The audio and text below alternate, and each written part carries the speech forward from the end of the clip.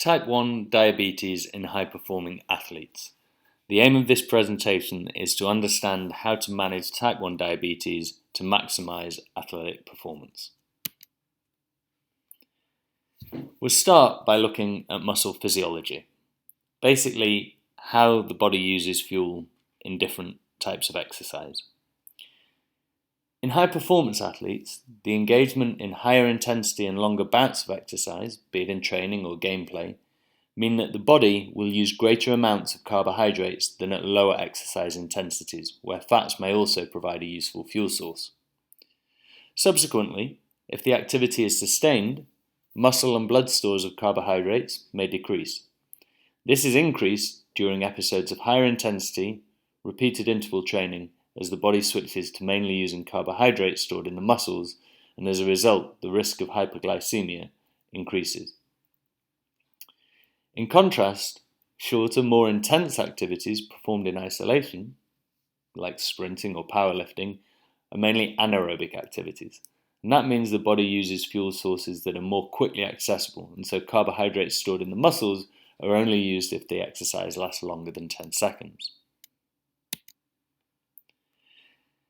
If we now start to look at the hormonal response to exercise, the endocrinology, we're going to look at different types of changes that occur in response to exercise. The hormonal response to high intensity and stressful competitive exercise must be considered because the body releases fight or flight hormones in stressful situations, and these raise blood glucose levels. Subsequently, a temporary hyperglycemic response can occur, which requires a dose of insulin to correct it.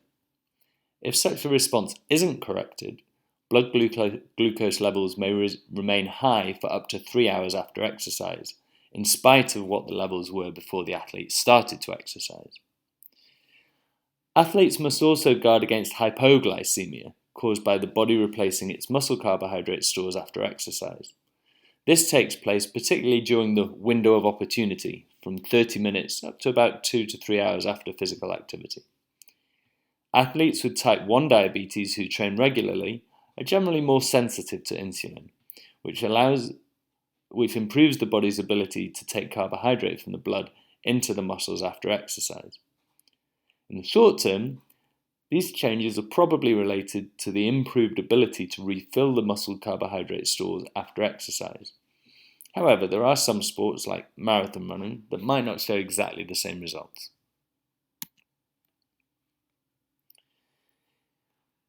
If we now start to look at some of the chronic, more longer-term changes related to exercise, we find that the body's sensitivity to insulin changes basically because the muscles improve their efficiency of transporting carbohydrate from the blood.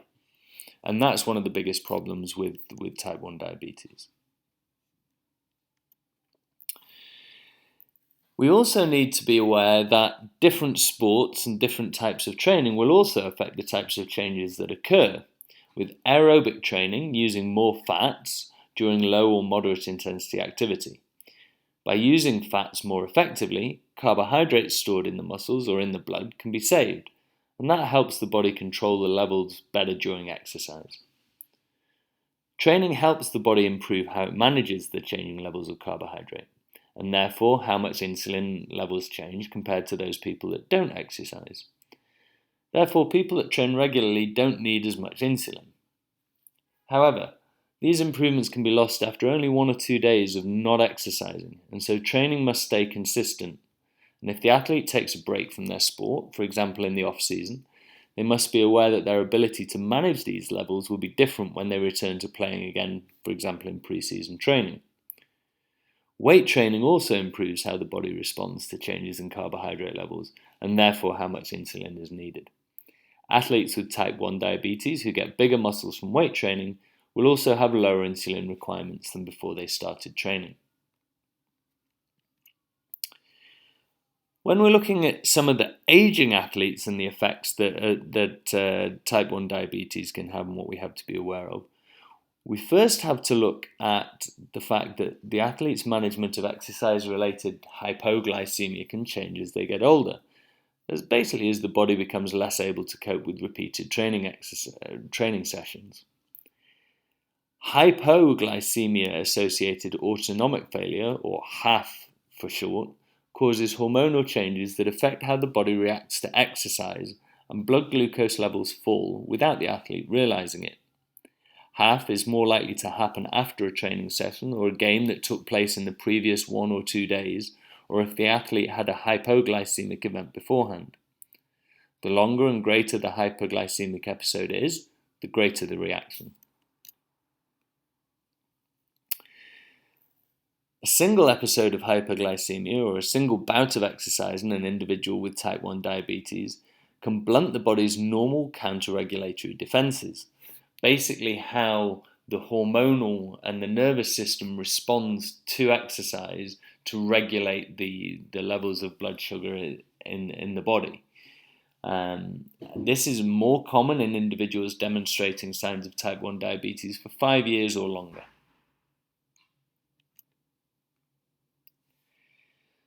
The other thing that we have to be aware of are age-related recovery changes. So, aging athletes can't take a lot longer to recover from exercise as the body is less able to repair the muscles, to refill the carbohydrate stores in the muscles, and to refuel. Therefore, when individuals work at the same absolute intensity, the intensity actually feels greater when they get older. The other issue is that older athletes also show a gradual loss of muscle mass, and that reduces the amount of carbohydrate that the muscles can store.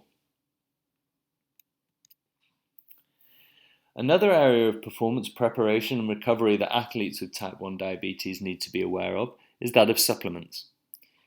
If we start with protein and amino acid supplements, these release a lot of nitrogen and will make the kidneys work a lot harder. Some athletes with long-term diabetes may already have damaged kidneys, and so this can cause problems. Another commonly used supplement, creatine or creatine monohydrate, have also been shown to cause harm to kidneys that are already damaged through existing problems such as type 1 diabetes, particularly when the athletes take larger amounts when they first start using the supplements, what's called a loading dose. One of the most popular supplements that athletes can use is caffeine, and it's often used to improve performance by reducing the feelings of tiredness and the effort of work. However, taking caffeine can increase the risks of dehydration if taken before exercise, particularly in hot weather, and so athletes must make sure they drink enough throughout the training or the game. Also, research has shown that regular caffeine use can also increase the body's response to insulin. However, in the short term, it actually reduces the body's response to insulin and increases blood sugar levels. Carbohydrate loading is another commonly used strategy for athletes. However, in type 1 diabetes, carbohydrate loading before competition can lead to increased blood sugar levels before, during, and or after exercise if insulin is not taken. Studies have shown that the body stores most carbohydrate and manages its blood sugar levels better when half of the calories in a meal come from carbohydrate compared to when 60% comes from carbohydrate. And if blood glucose levels are better controlled, the liver is also able to refill its carbohydrate stores as well. However, if carbohydrate is eaten or drunk before exercise and too much insulin is given, hypoglycemia can occur. Athletes should always carry a source of sugar, for example glucose tablets or glucose polymers or a sugary drink or candy, that can be easily taken during and after exertion in case they suffer a hypoglycemic attack. Quickly refilling the muscle's stores of carbohydrate by eating or drinking food or drink high in carbohydrate within 30 minutes after exercise is important and can stop a delayed hypoglycemic attack from happening over the course of the next day. Insulin sensitivity is higher straight after exercise, and during this time, the muscles take in as much sugar from the blood as possible to refill the fuel stores in the muscles without needing much insulin in the blood to do that. As reduced rates of net muscle glycogen or muscle stores of carbohydrate occur in individuals with poorly controlled type 1 diabetes, It's really important to maintain good glycemic control during this post-exercise recovery period in order to ensure that the next exercise performance episodes aren't hindered. Therefore, some additional insulin may be needed to cover carbohydrate intake post-exercise. Blood glucose response to exercise varies from person to person and also from sport to sport. Therefore, it's really important that frequent blood glucose monitoring is performed, and that can be the key to success, especially as exercise can often mask the symptoms of both hypo and hyperglycemia. For example, a study conducted in adolescents with type 1 diabetes, adolescent boys with type 1 diabetes tended to underestimate their blood sugar when it was high and overestimate it when it was low. Therefore, it's possible for athletes to be hypoglycemic or hyperglycemic during exercise, even though their perception is that their blood sugar levels are within the normal range. I hope these points were useful, and I hope they help you manage your type 1 diabetes and allow you to perform to the best athletic performance that you're capable of. If you're interested in reading some more about these areas that I've discussed, these are some of the references that you can look at for more information.